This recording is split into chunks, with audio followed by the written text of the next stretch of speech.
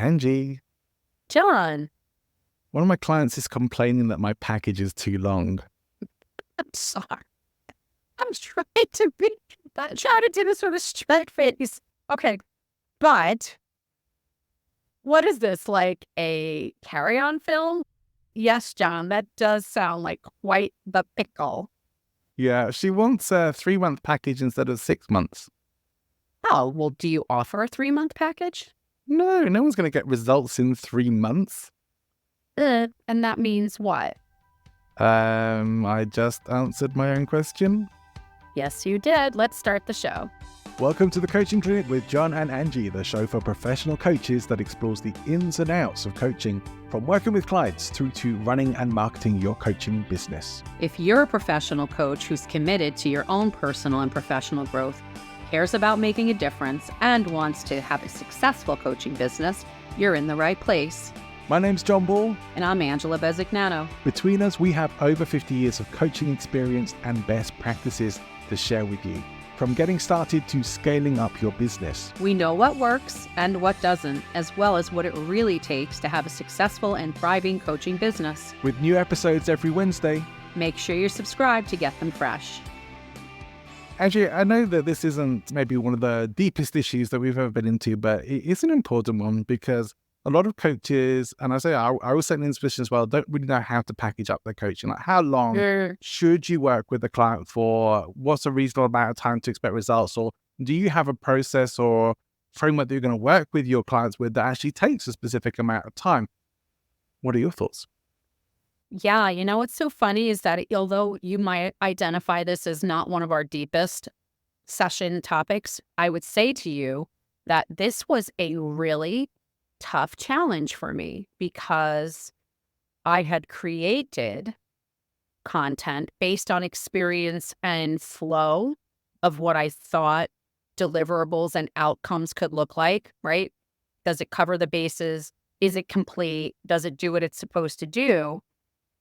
And then I've had people come and say, well, I don't know. I think the biggest reason that I've had people that wanted to do it shorter was because of money. They thought if they got less sessions, that it could be less expensive.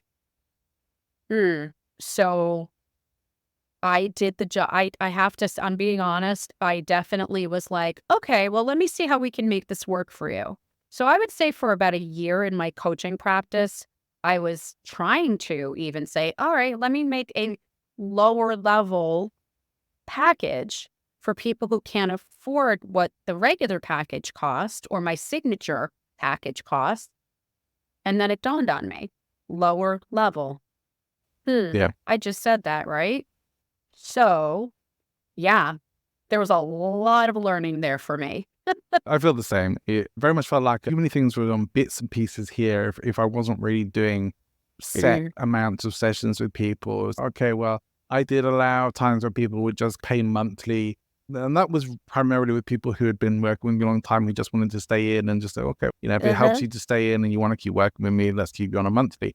So that was almost like a retainer rather than anything else. I don't mind it in that situation, but still, I would rather have people brought into a package so that I know how long they're going to be working with me.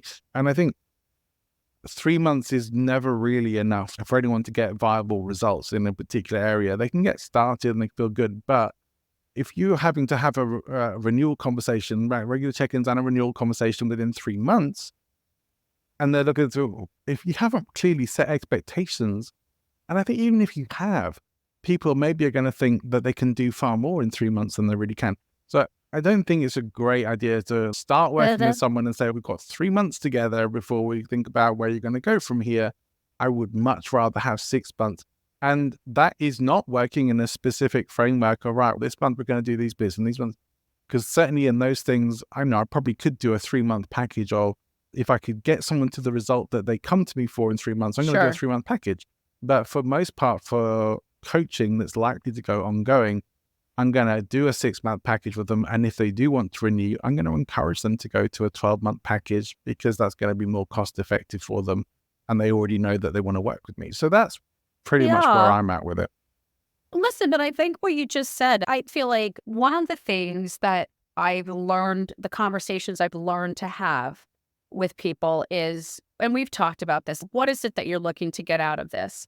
And I have had clients that have come in and have gotten far more advanced more quickly during the process. But that doesn't mean that I stop. It means that they're more advanced and I need to still take them to a different place, right? On a different level.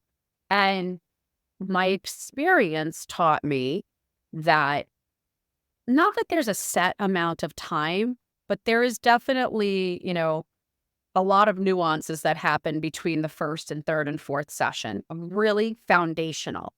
To me, that's what I found. My experience showed me that, because I didn't just willy-nilly go, oh, let me make my packages and time my packages by session. Yeah. So if I'm selling a 12-session package, I know what the framework is or where I'm going with that, because, I don't just show up and go, hey, let's talk. That's not generally how I do it. Although there might be sessions where we go into a different direction. And that's the beauty of coaching, is that we can flex as we need to. But I always try to say to the person who wants it for less money, well, do you feel that I could deliver great value to you? Because for me, it's very value-based. It's not financial value-based. It's, what do you want to get out of this, right? Because, and it's so funny, because many times it's turned out that those people are the most stuck. I don't know what that correlation is, but that is absolutely been part of my findings. So the thing is that money and time, it is for some people, I don't know where I would find the time. And I make the joke and say, show me your phone and I will find you the time for 6 months, right? I just know it. I'm confident in that. But they need to understand what the value is, that we're not just looking to rush through this and what, you've made this major transformation in 3 months. I'm a little suspect. If somebody promised that to me, and I'm a pretty high level, self-aware person, if you came across to me and said, hey, I can transform you in 3 months, I would call it out. I feel like it's almost easier to figure these things out with group programs than with one-to-one. Yeah. Yeah. I mean, don't know there's if you an don't. alternative. Yeah. Go ahead, sorry. Do you have a group program at the moment? Yes. So what would you Yes. generally do with packaging that for people? So for that, and that's actually, it's No. pretty similar, except that what's in that group setting, I feel like we get less done per session that way. So those can run a little bit longer. So it doesn't fix or address the time challenge that some people have. And honestly, if somebody wants that, I just tell them that I'm not the right coach for them at this point. My packages are based on results, and it's results driven. If I bring in a group, well, I have a couple of group coaching opportunities for people, offerings that I've created. And maybe they're a little more surface, they're a little more superficial, right? Because it's hard. You can't do the deep, deep, deep work when you're in a group. It's just not the same. So I do approach that a little bit differently, and that will affect cost for sure. Yeah, I mean, I don't have a group program of my own currently, but when I have done them, it has generally been 6 months of coaching alongside a program that there is similar stuff to program that I work in now and that have worked in before. That it'll be a 6-month cycle generally of group coaching. But what I find with that is I'm more inclined to leverage my time with group anyway, and I actually prefer delivering group coaching. Or sometimes the group will help get the stuck people unstuck. And also sometimes you'll end up with people in the group who take over a little bit. So I think it is important to make sure you manage those groups well. But I also have a bit of a sense of the people who are jumping in and asking the questions and sometimes taking over a bit on the calls. They're doing that. Everyone has the opportunity to do that. If they're not doing that, I'm going to encourage them. I might say, if it gets a bit ridiculous with someone, let's come back to some of your questions. Sure. But we need to give some other people a chance to share. So I'm not going to let that go like they can take the whole call.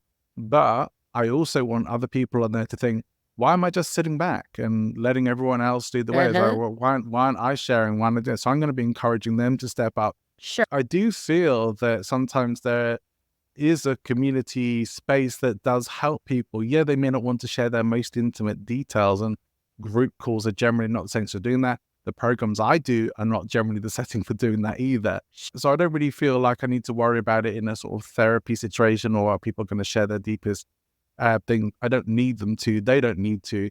But I do feel that there is a lot of space for them to learn from each other in the group and to help each other through the program, as well as me helping them and leading those calls from the front. So it's interesting that you said that, because I think I do exactly the same thing in my group coaching. And I tell people the truth, right? Certainly, I have a group coaching program, and it is essentially parallel to one of the programs that I offer. Listen, let's face it, though, too, just for people who are listening and saying, what do you mean? We've been around for a minute. We're not new to coaching. And over a period of years, what you start to do is realize that there are gaps that show up, right, in a specific space. And you go, I want to address that. And I'm going to create something around that.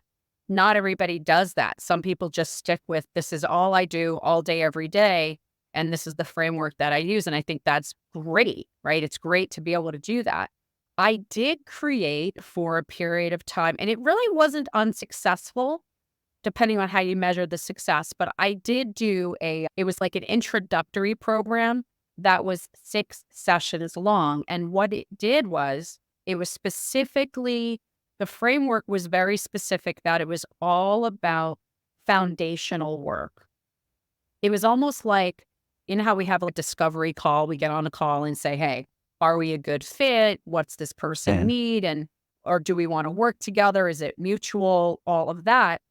This was an extension of that, where it was like, okay, if you want to come into this introductory program, be aware that we're going to be looking for foundational pieces. We're looking at this as a cultivation of, what do you need? And then we can decide, but you're going to go through 6 sessions with me to do that. And then we'll get into actual deep work based on that. There was some success to that, but I didn't like it because, and again, it's not about me, I'm the coach, but I just felt like that diluted the impact that you could have with somebody earlier on. It just didn't work right.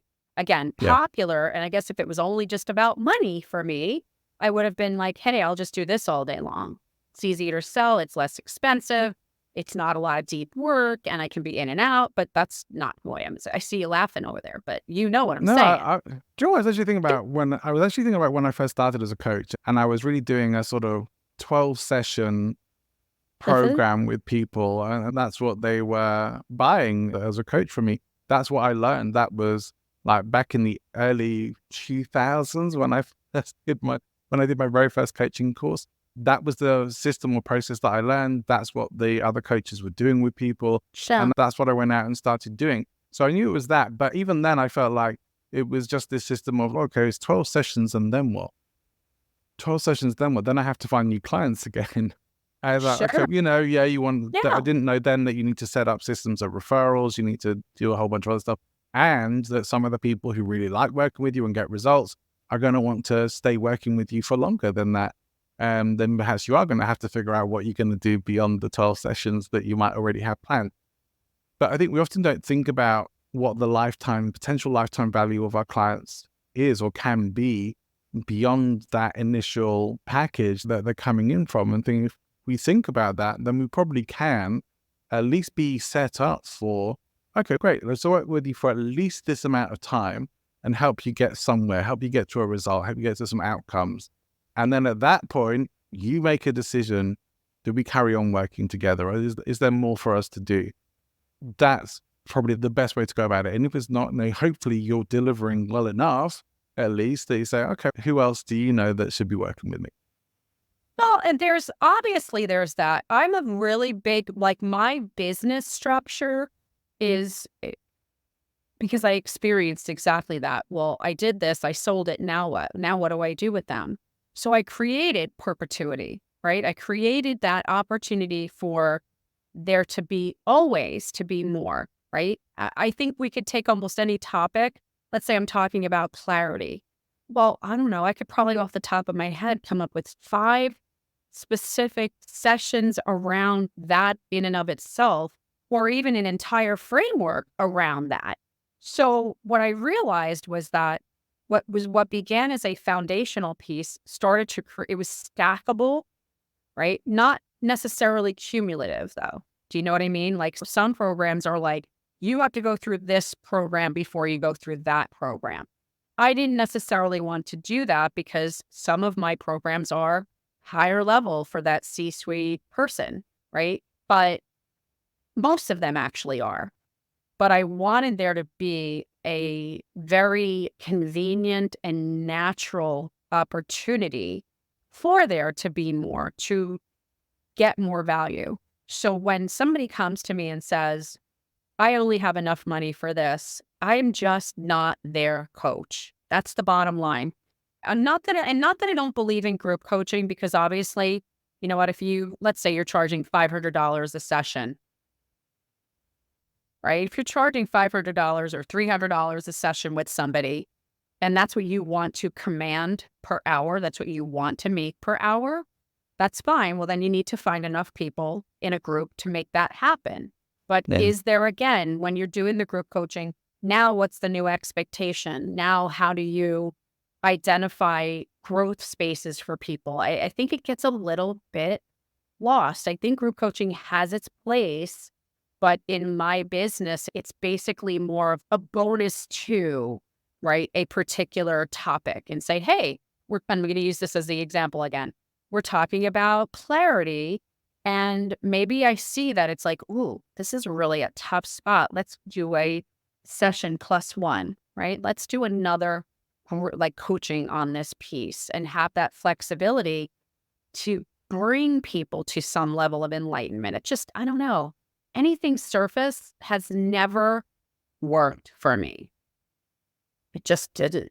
It's interesting, man. I think you're more like, you like the one-to-one stuff. You like being a one-on-one coach, and I'm more like, I like the group stuff. I'm much more attracted to that, and I still enjoy some one-on-one stuff, but I'm actually much more directed and somewhat self-directed towards doing group coaching, delivering that simply because of time leverage and effectiveness, but also I get more energized by delivering those programs. I feel like I step into a level of performance and coaching when doing that, because you have to manage the energy of the group somewhat. And it's all virtual as well, which will make life a lot easier in some ways as well. But it's just different styles and approaches. Well, but here's the thing, though. Yeah. I don't think that I enjoy the one-on-ones more. I think for me, if I'm doing a group thing, it's got to be a workshop. I love workshopping. And for me, although there is coaching in that, it's just a bigger thing. And maybe we're just using different terminology, and it is the same thing. I love doing workshops, but a workshop is not 45 minutes to an hour. A workshop that I've created, my workshops are, some of them are a day, some of them are half a day, some of them are 2 days, some of them are 4 days. Okay. And it depends, again, what I'm delivering and to whom and what the outcome is. I have group coaching available that is 28 sessions long. It's a 1-year commitment, and that's for a higher level C-suite kind of leadership space. So I do like the group aspect. I think I just like the bigger groups. I think that's maybe just me as a personal preference. No, maybe. Yeah. I like that. I like doing the workshop stuff as well. I love working with people in environments, and I like doing the in-person stuff with that as well. When I do more group coaching stuff, it's either working more generally on things like what you're working on, where you're at, what stuff you're stuck with, what questions do you have. So it's a little less formal, whereas the workshops and everything else is going to be far more structured. And there's going to be often course materials that they're going to work through by themselves as well. That's how I like to do it. If you are like in a position where you're pretty new with your coaching business, come up with a simple structure of how many sessions, what's the minimum amount of sessions that you want to work with someone with? Do you feel that you could work with a group rather than one-to-one? That might allow you to leverage your time more, might change some of the pricing a little bit, but might allow you some other opportunities. And think about what you want to be pricing that, where you want to be pricing it. Because realistically, if you're in the sort of bracket of anything below $2,000, you're in the sort of low end of any sort of course or program along those sorts of lines. Yeah, High end is really going to be looking like probably 8 to 10,000 plus, really. absolutely. And there's an expectation of that. I have to say, if you are somebody who's targeting a higher level audience, you should understand that there is a belief in that space that is you get what you pay for. That's the truth. They're not looking for the inexpensive necessarily. They're looking for the quality, and they're willing to pay for that quality. So if you're newer, maybe that is not yet your space. And I use that word yet, like maybe it's not yet your space. But I think what you said, John, is the key to it, is that you have to know what you're going to deliver. You have to know that first, and you need to stick to that. And that doesn't mean that you don't shift and change based on a response.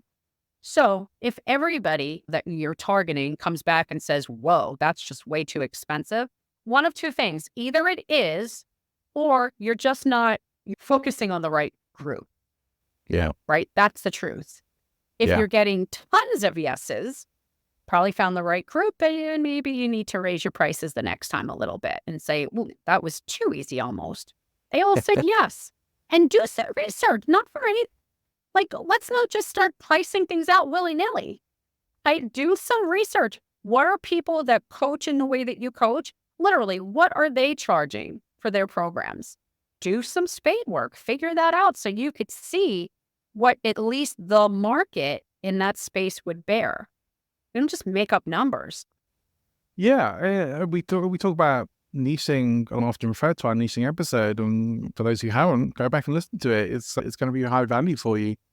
It is important to know who you're targeting your services to. The amount of people I've worked with over the years who want to help a particular group of people who have no effing money to be able to pay for the services that you want to offer them. Well, that's all nice, but that's not a business. It's a charity. And we said this on the show before. Yes. But this is a business. Serve your business first. Yeah. Then there may be space for the people that you want to help a bit more pro bono. But you have to think about this as a business, and it has to operate as a business, which means you need to go and maybe do a bit of research, do a bit of product checking, make sure that what your product offers looks good to the market, and that the market has the need and the means to pay for your services. Yes, please.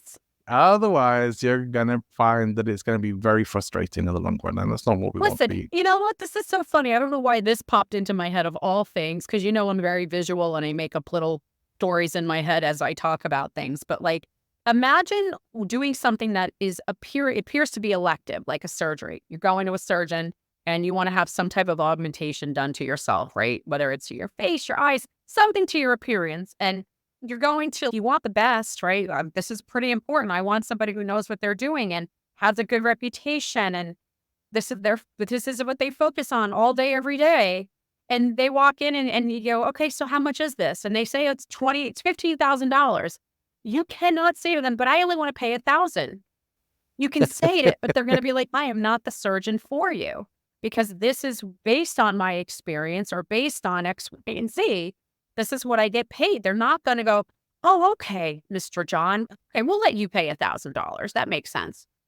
Oh, no, there's a value being delivered. And unfortunately, I think when people don't understand the potential value of their outcomes, okay, in coaching, it's very hard for them to say, okay, I'm going to make this commitment. They'll find money, for ancillaries. I want the $300 lipstick. Really? But you won't pay $300 for something that's going to really better your life? That's really my mentality around it. But yeah, there has to be pain around it, and you have to know that you can help them. No pain, no sale. I mean, that's life. Yeah. And as harsh as it may be, that is a reality. Yes, I don't think I would want to spend $1,000 on plastic surgery. I think the results might be worse than what you already see. Yeah, I would find the 15,000. I don't know what I want done first though. Maybe my boobs. I having a think about it. Oh my goodness. Well, we can have that conversation. That's a very different podcast altogether. A very different podcast. Hey, look, maybe you have thoughts around packaging your deals, or maybe you have some coaching questions. So maybe there are things that you're curious about, or that you had some tricky situations with clients that you would like to get some other coaching eyes on, some coaching experts, experienced coaches to get some feedback on. Leave us a voicemail. You can go to speakpipe.com/the coaching clinic podcast. That's speakpipe, PIPE.com/the coaching clinic podcast. You can leave us a voice message. And if we like it, we might just feature it on the show. Yeah, we'd love to do that. So bring in everybody. Yeah, we'd love to do that. Leave us a voicemail. Yeah. So we look forward to hearing from you, and we'll be back again with another episode of the Coaching Clinic very soon. See ya. Bye-bye.